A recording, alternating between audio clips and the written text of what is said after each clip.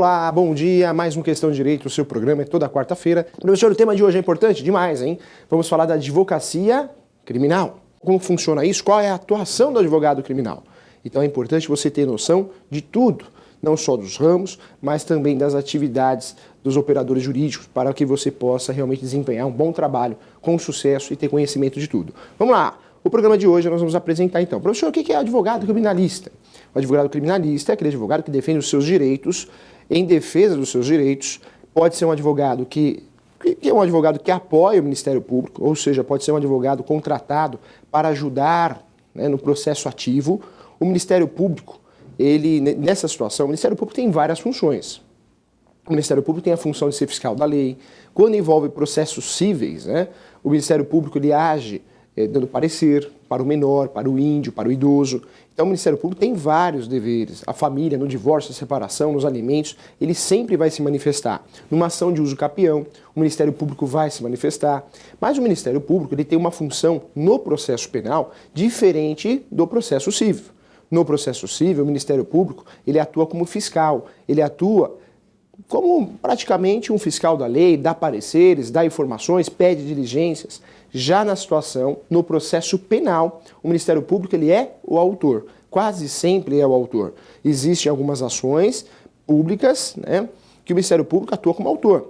Existem algumas ações que eu posso processar alguém criminalmente, como eu sendo autor, através de um advogado. Existe essa situação da ação privada, chamada de ação particular, entre outros nomes também. Mas fato é que quase sempre quem é o autor da ação é o Ministério Público. Por isso você, no filme, você acompanha esses filmes, essas novelas, e aí aquele tribunal do júri, o promotor falando, ele deve ser acusado, ele deve ser preso, ele deve realmente perder o direito da liberdade, porque o Ministério Público ele atua como autor nas ações penais. Então é muito comum isso. Entendendo a função do Ministério Público nesse sentido, você tem que saber que todo mundo tem direito à defesa.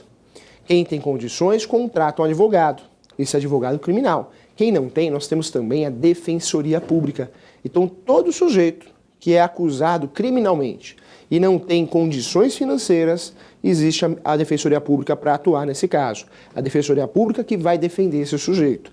Defensoria Pública foi criada, nós temos, a maioria dos estados no Brasil tem, Defensoria Pública é advocacia pública, como o próprio nome diz. Essa Defensoria Pública é uma pessoa, um concursado, um servidor público, que é advogado do Estado, mas ele trabalha em prol da sociedade carente. Então ele vai defender a sociedade carente que não tem condições de defender o advogado. Quando eu falo da advocacia criminal, queira ou não queira, quem trabalha com transações imobiliárias, quem trabalha com contratação de mão de obra, quem trabalha com contratos de licitação, tem que ter noção o que é o processo penal. Professor, por quê? Nós temos um mundo jurídico e para nós, do mercado imobiliário, temos certeza que uma certidão importante que deve ser tirada é a certidão de distribuição criminal. Essa certidão de distribuição criminal, o ideal é que ela seja negativa. Toda vez que eu tiro uma certidão, a minha busca, a minha felicidade é que ela seja negativa, que não tenha nenhum apontamento. Quando a certidão tem algum apontamento, a certidão deixa de ser negativa e é uma certidão positiva. Essa certidão positiva, professor, então eu não vou fazer a locação de uma casa para aquele sujeito que apareceu uma certidão positiva criminal. Claro, tudo merece ser analisado caso concreto. Eu preciso analisar para ver a situação, se é um crime, se é algo realmente que possa interferir no contrato da relação de locação empresarial, comercial ou residencial, ou algo que possa atrapalhar na relação de compra e venda. Eu preciso analisar. É muito fácil falar, olha, certidão positiva, eu não vou liberar a transação imobiliária, nem a compra e venda, nem a locação. Não é bem assim. Nós sabemos que na vida ninguém pode cuspir para cima, Muitas vezes alguma coisa pode acontecer, você ser acusado injustamente, um crime simples, não sei, você está num show, alguém te empurrou e aí dizem que você agrediu alguém, mas não foi você, foi alguém parecido, pode acontecer. Claro, o direito não socorre quem dorme, todo mundo tem direito à defesa. Nessa situação, toda vez que a certidão é positiva, o ideal para saber do processo é solicitar uma outra certidão, que é a chamada objeto e pé. Essa certidão é um resumo do processo, para obter informação do que o sujeito está sendo acusado e da fase processual que se encontra. No processo penal, diferentemente do processo civil, que nós temos o sincretismo processual e também o processo do trabalho, que existe esse sincretismo processual, no processo penal ainda existe realmente duas fases, né? Então nós temos a fase de conhecimento, ou seja, a fase posterior à investigação, à instrução, onde eu tenho uma audiência de instrução e julgamento. Essa audiência de instrução e julgamento existe a análise das provas. No processo penal também vou analisar as provas orais, ou seja, depoimento pessoal das partes, do acusado, realmente não só do acusado, mas do autor da ação, né, juntamente com o Ministério Público. Eu também vou fazer análise também não só das provas orais, testemunhais, como depoimento pessoal, mas também das provas documentais, se tiverem. Professor, prova documental é só papel, nós já conversamos sobre isso. Prova documental no criminal, na advocacia criminal, no processo criminal, as provas documentais pode ser papel, mas pode ser mesa, cadeira, o objeto do litígio, né? O objeto do ato ilícito pode ser a faca, pode ser o revólver, então pode ser o que criou o dano à vida, né? Então, todo esse objeto, todos esses objetos realmente são objetos de prova, provas documentais. Perícia, também utilizada no processo penal, além da perícia, para analisar se é a letra do sujeito, se foi o sujeito que fez, se foi o sujeito que atirou. Então, a perícia. A inspeção judicial do juiz também, o juiz checar a informação, ele pode ir até o local. E também, aí nós conversamos a respeito da ata notorial. Aqui no criminal, ela é pouco utilizada, é mais lá na cível, né, que a ata notorial, a escritura pública é utilizada. Aqui no criminal, não. Muitas vezes ela é deixada de lado porque não é um objeto de muito convencimento dentro de um processo penal. Olha só, então quando eu falo de processo penal, eu preciso saber o que tudo vai definir, né, que tipo de procedimento vai ser seguido, é o próprio crime. O crime, ele é tipificado no Código Penal. Nós começamos a estudar o direito, olha que interessante, ó. O direito é estudado de três formas. Nunca mais você vai esquecer, hein? O direito é estudado de forma de direito material, direito processual e microsistema. Professor, como que eu estudo o direito? Em primeiro lugar, eu preciso saber que o direito é uma coisa só. O direito é uno. E aí sim, ele é dividido em ramos para facilitar na prática e também didaticamente nos estudos. Mas a forma que eu tenho de estudar o direito e a forma que é dividido o direito são de três formas. Primeira forma, direito material. Segunda forma, direito processual. E a terceira forma é o microsistema.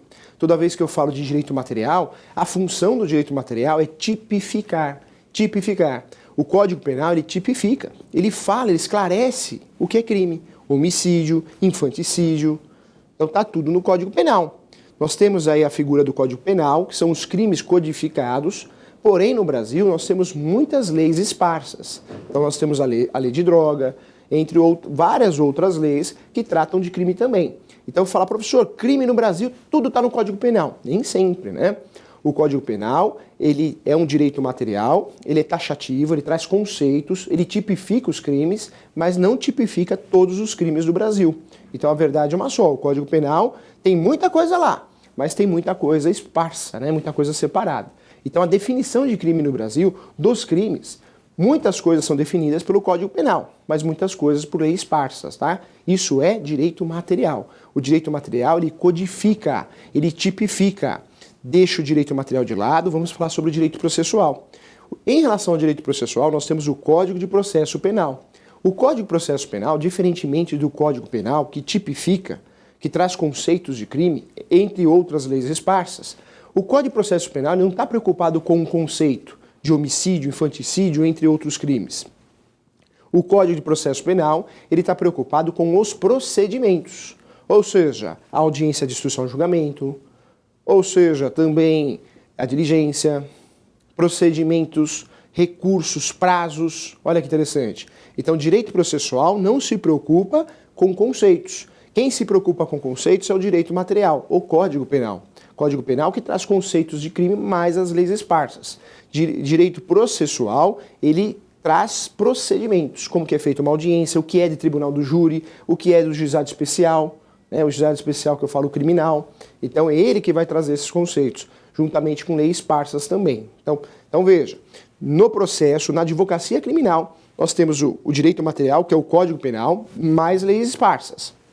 E o mesmo ocorre com o processo criminal. nós temos o processo penal, né? Esse processo penal ele traz vários procedimentos, mas nós temos muitos procedimentos também em leis esparsas também. Então, no mundo da advocacia criminal, nem tudo é codificado no mesmo documento. Existe uma grande codificação, mas muita coisa é esparsa, é solta por aí. Tem muita lei fora, olha que interessante. Lei de drogas, entre outras leis também, tá bom? Olha que interessante para você começar a entender. Então, direito material você já sabe o que é, ele tipifica. No processo penal, na advocacia criminal, ele normalmente traz conceitos de crime. Lá na advocacia civil, ele fala o que é divórcio, pensão alimentícia, separação, domínio, posse, olha como ele traz conceitos. O processo penal, ele traz o quê? Procedimentos, prazos processuais, peças processuais, habeas corpus, relaxamento de prisão, revisão criminal, liberdade provisória, recurso de apelação, agravo. Então, olha que o Código Penal não faz, né? O que o Código Processo Penal faz é isso, trazer procedimentos, algo que o Código Penal não faz. Então, a gente tem que ter essa noção, hein? Professor, então, peraí. Quando eu solicito uma certidão criminal, essa certidão criminal, se consta um crime, sou eu. Na verdade, precisa analisar, né? Tem muita gente no Brasil que tem um nome parecido, nome igual, nome idêntico. Então, tem que analisar. Tem que analisar para ver se é você. Então, para fazer essa análise, você tem que solicitar uma certidão chamada de objeto em pé. É muito comum acontecer isso, né? Muita gente tem uma pessoa com o mesmo nome e, às vezes, a outra pessoa realmente cometeu vários crimes. Então, tem que ficar atento.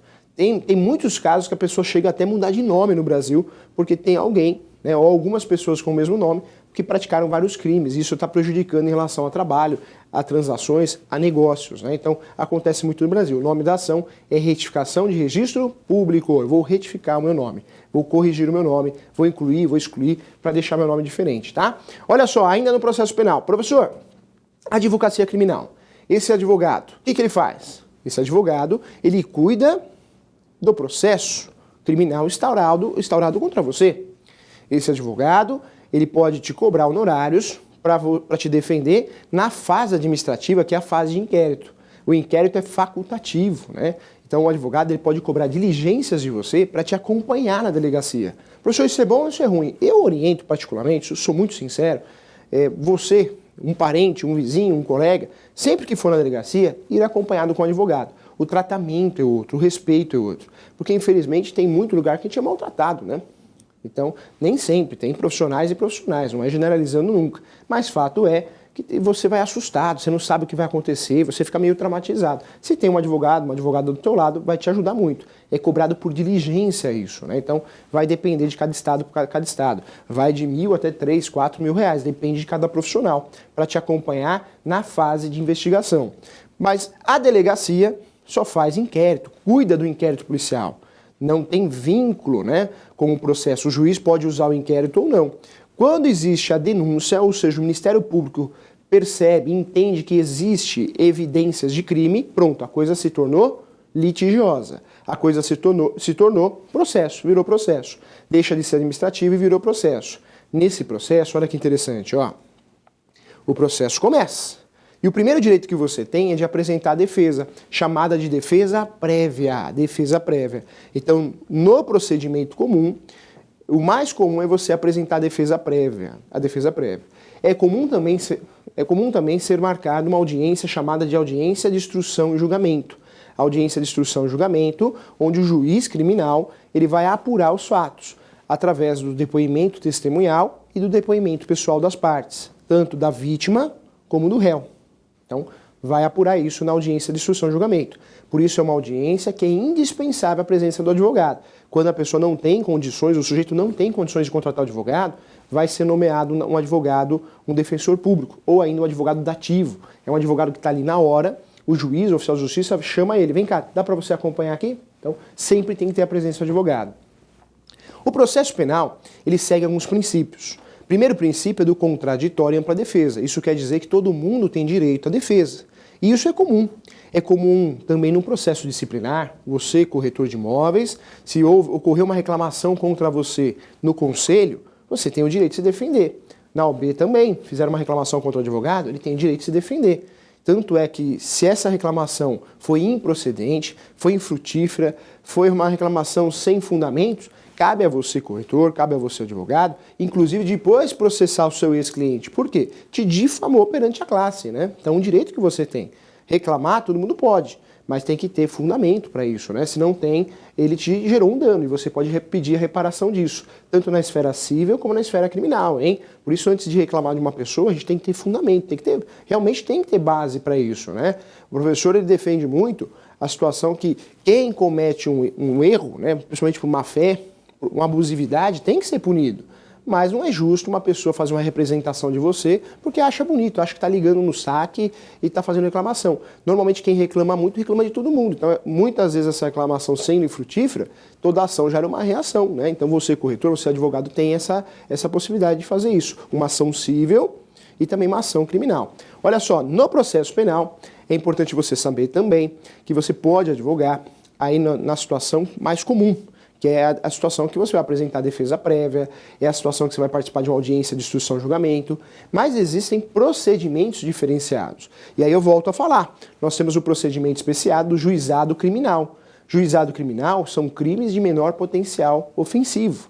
Esses crimes do juizado, normalmente o fulano não vai preso.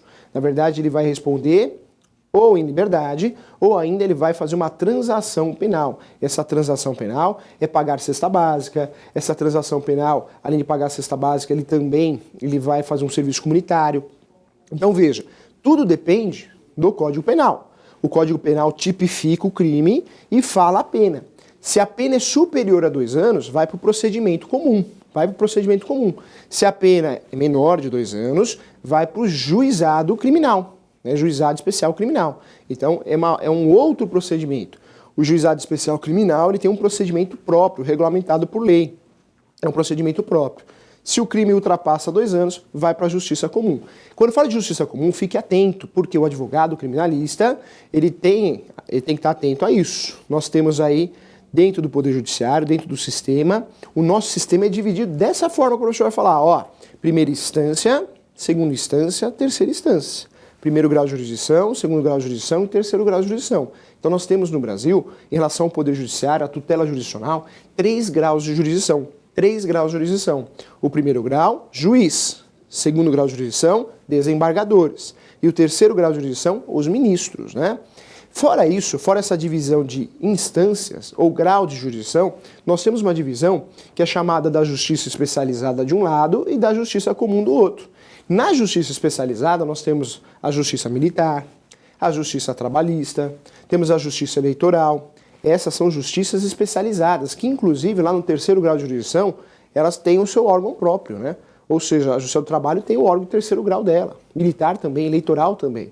Deixa a justiça eleitoral de lado, deixa a trabalhista, a militar, que são justiças especiais, especializadas, vamos para o feijão com arroz. E o feijão com arroz é o quê? A justiça comum.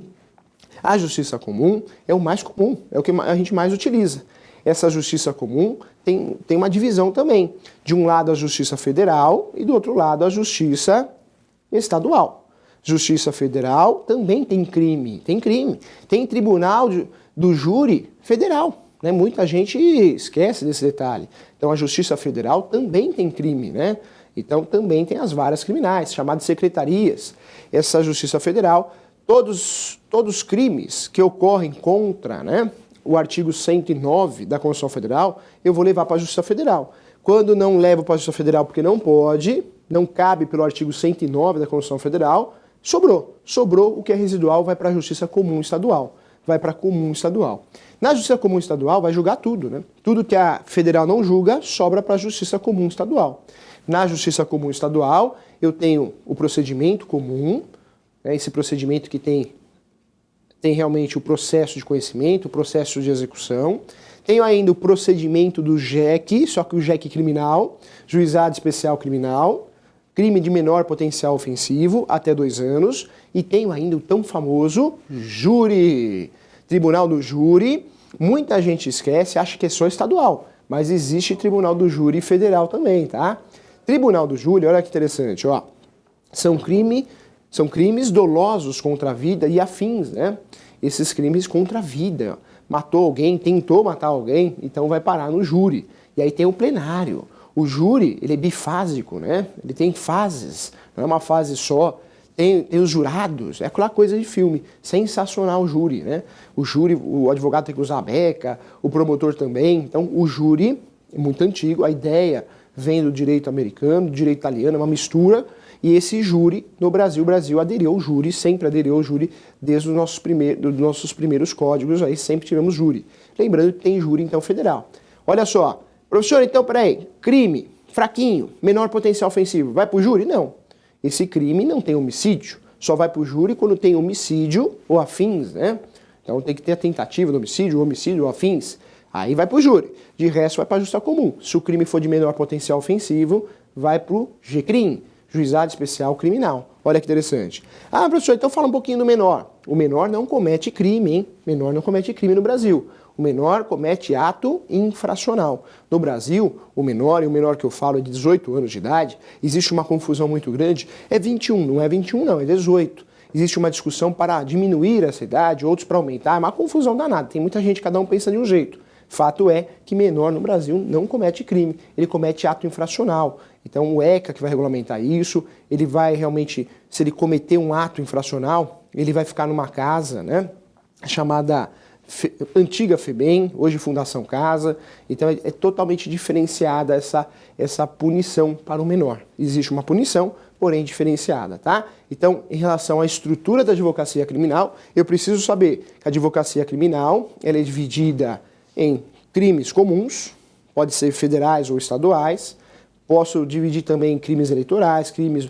Todo o ramo do direito tem o crime, né? Então tem crimes de ordem trabalhista, tem crimes de ordem tributária, tem crimes eleitorais. Então todo lugar tem crime, desde que esteja tipificado. Ninguém poderá ser condenado sem o devido processo legal no nosso país. Outra coisa, todo mundo existe a presunção de inocência, né? Muitas vezes você vê na televisão, no jornal, e fala, professor, eu não concordo com isso. A fulana falou que matou e aparece lá, acusada. Por que acusada? Ela mesma confessou? Aparece porque ela não foi condenada. Você só deixa de ser acusado após a condenação. Porque a pessoa pode estar falando que matou, confessou, mas foi forçada a confessar. Então, no Brasil, nós seguimos esse princípio.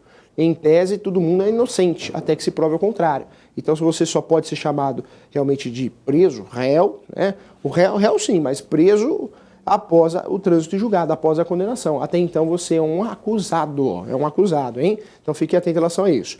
Então, temos procedimentos diferentes. Temos aí o procedimento do processo comum, tem a defesa prévia, tem a audiência de instrução e julgamento, temos aí o procedimento do GCRIM, Juizado Especial Criminal, que também tem audiência, né? Também tem audiência. Normalmente na audiência prévia, a promotoria, o MP propõe um acordo, uma transação penal. Essa transação penal não é casa da sogra. Essa transação penal, você não pode ser reincidente, né? Ou seja, tem que ser réu primário. O réu primário nunca teve condenação penal.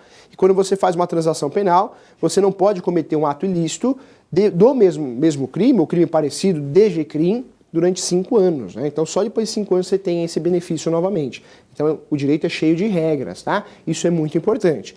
O ideal é você ser sempre acompanhado, ou seu parente ou um conhecido, sempre ser acompanhado por um advogado na delegacia. Isso gera segurança, mesmo porque em um boletim de ocorrência, professor, boletim de ocorrência é prova? É nada, hein? Boletim de ocorrência é um documento unilateral, mas um boletim de ocorrência, muitas vezes, se você está com o seu advogado do lado, ele te ajuda para você não se complicar no boletim de ocorrência, falar alguma coisa que não deveria falar ou ainda ser induzido a erro. Então, por isso a presença do advogado, principalmente no procedimento de boletim de ocorrência, que é o inquérito policial, é sempre importante, tá? Então, muito importante. Olha só, nós temos diversas peças que um advogado criminal faz. O professor também atua no criminal, então são muitas peças que nós fazemos. Primeira peça, o habeas corpus, muito conhecida. O habeas corpus não é obrigatório ter advogado, porque o habeas corpus, aquela lenda é verdadeira, né? Fulano fez um habeas corpus no papel de pão. É verdade, ele pode fazer sozinho. Tá certo que o habeas corpus não é uma peça simples, né? Então isso é mais uma lenda de qualquer outra coisa, mas o habeas corpus, mandado de segurança, então eu posso utilizar remédios constitucionais do criminal também. Remédios constitucionais são ações fundamentadas dentro da Constituição Federal. Outra ação muito conhecida é o relaxamento de prisão, a liberdade provisória. Olha só, tudo isso para conseguir libertar o sujeito, porque existe um erro material, existe uma prisão indevida, na hora errada. Então eu também tenho isso. Defesa prévia é a defesa que você já apresenta, a defesa antes da audiência de instrução e julgamento. Nós temos uma novidade, além da audiência de instrução e julgamento, no processo penal, que é a audiência de custódia. Muito criticada por muitos, né? Muitos juristas criticaram, mas a audiência de custódia hoje é a realidade. Praticamente em todos os estados, o Tribunal de Justiça aderiu. Audiência de custódia, você foi preso, o parente foi preso, antes de ser preso ele passa em poucas horas, né? Isso tem que ocorrer em 72 horas a audiência de custódia, porque o juiz vai analisar se mantém o sujeito preso, porque ele oferece risco à humanidade ou não, deixa solto e responde em liberdade. Então agora nós temos essa audiência que agora é famosa, audiência de custódia. Fique atento em relação a isso, hein? Olha só, processo penal, existe também, além dessas ações muito conhecidas, existe aí a situação dos recursos. Então tem recurso chamado recurso de apelação. Da sentença definitiva cabe recurso de apelação no processo penal também. Então você foi condenado, cabe recurso.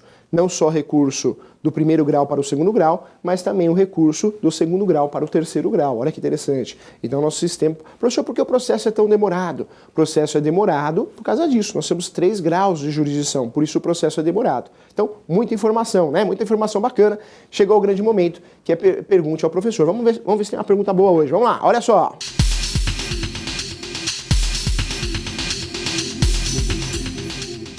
A Vilma Adam sempre acompanha nosso programa, né, Vilma? Um grande abraço para você, tá bom? Vejo essa história de uso capião como um meio lícito de abuso de poder por parte de muitos advogados. Toda profissão tem um profissional bom, um profissional ruim, a gente nunca pode generalizar, né? Fato é que o uso capião, independente da gente entrar, vincular qualquer interesse, é um instrumento poderoso para regularizar a propriedade. Então amanhã ou depois, alguém precisa regularizar uma propriedade, e não tem como regularizar de outra forma, ingressa com uso capião, porque eu transformo a posse em domínio. E a verdade é uma só, tem maus profissionais em todas as áreas, né? Como tem corretor, como tem médico, mas a gente tem que continuar acreditando no bem, não é verdade? E essa ação é uma ação que ajuda muita gente. Pega uma pessoa que não tem condições de regularizar a sua propriedade, mas tem a posse de 20 anos. É uma forma de regularizar. Tem várias discussões, muita gente pensa que é bom, pensa que é ruim, mas aí fica a sua opinião. Com certeza é respeitada a sua opinião aí, tá bom? Então um abraço para você, sucesso, continua acompanhando nosso programa. Agradeço pela pergunta, tá bom? Olha lá, o Fábio de São Roque. Professor, caso tenha uma certidão de ações cíveis, família, execuções fiscais, EJEC, contam muitos nomes homônimos. Tenho que extrair certidão de objeto e pé de todos para provar que não se trata de um cliente meu? É o ideal, viu, Fábio? No Brasil, nós temos muitas pessoas com o mesmo nome, a verdade é essa, né? E se é o caso de muitas ações, é importante você se proteger nesse sentido, para que realmente esse dossiê, eu já falei que esses dossiês de certidão, além de você entregar para o cliente, é importante também você guardar isso durante uns 5 anos para se proteger, que você agiu da forma correta na transação imobiliária, tá bom? Então é importante sim. Sempre que parece muitos processos, tem que ter prova que não é do seu cliente. E faz ele assinar uma declaração também, dizendo que consta vários processos, porém em nome de anônimos, né? Então fique atento em relação a isso, tá bom? Então, Fábio, Vilma, um grande abraço para vocês, para todo mundo que assistiu o nosso programa. Adiciona lá no Facebook, um abraço, sucesso, felicidade, muita paz e saúde, tá bom? Seja feliz sempre, faça o bem, não veja quem. Tchau, fui!